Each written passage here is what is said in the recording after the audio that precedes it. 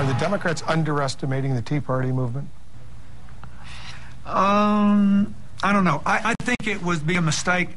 I think what we should say is those Tea Partiers, 20% of them, by the way, say they vote for Democrats if there are no Tea Party candidates on the ballot. Those, in their purest form, the Tea Partiers are saying, I've been let down by big business and big government. I've been let down because the big banks were bailed out, but nobody helped me. And the government that bailed them out, they're doing fine. They all have a job, make their mortgage payments, have health care, send their kids to college. I want reform in both.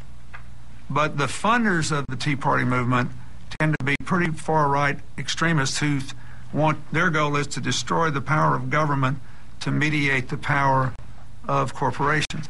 And I don't really think that is a sustainable position. My advice for the Democrats is don't play games. Make this about the American people. Tell them what we need to do and what you would do about it, and ask them if they really think you're more likely to do it than your opponent. I think we should just play it straight. This is what happens when Democrats try to win. Sometimes it works. This year's anti-Democrat common wisdom is bullpucky. When we come back, the strategy behind one of the hardest hitting ads of the election so far.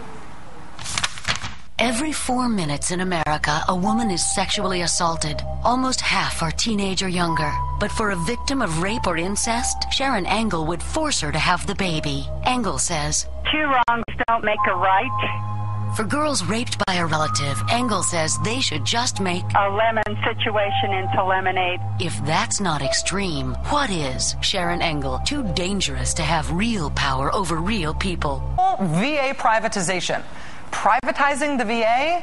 Yes, as crazy as it sounds, this is an actual position taken by a number of Republicans this year, including Senate candidate Sharon Engel in Nevada. In a radio interview, Ms. Engel said this when she was talking about her father, who is a veteran.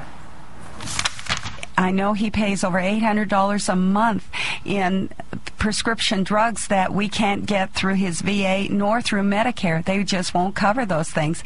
And I know lots of seniors. Should they cover those things? No, not if you're working toward a privatized system. What is this privatized system of which you speak? A privatized VA, an idea that veterans groups immediately went through the roof about. And an easy target that Ms. Engel's Democratic opponent, Harry Reid, took a shot at.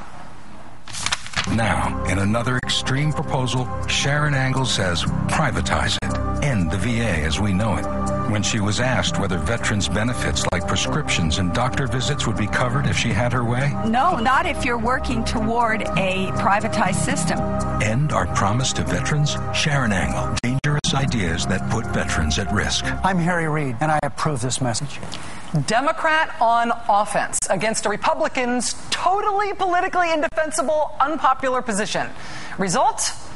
Republican runs from that position, falling all over herself along the way. Sharon Engel, I yield the floor. I said that they could do a better job. That's all I said. The VA could do a better job for our veterans. That's all I said. I hope that the VA could do better by privatizing itself. That's all. Did I say privatize? I meant personalize. I just meant everybody should get monogrammed VA stuff. Oh, God, what did I say? Well, former President Bill Clinton hitting the campaign trail a bit over the weekend, crisscrossing the Northeast, really, stumping for Democrats in 3 states. Look at this. And, of course, they got the Wrestling Federation lady in Connecticut and the witchcraft lady in Delaware. And I tell you, so far they've gathered up about everybody for this Tea Party but the Mad Hatter. And Alice in Wonderland, I'll give it to him, I think. You know, I've been involved in politics and public life in one way or another for 4 decades. And during those 40 years, our country has voted 10 times for president. Democrats won only 3 of those times, and the man who won 2 of those elections is with us today.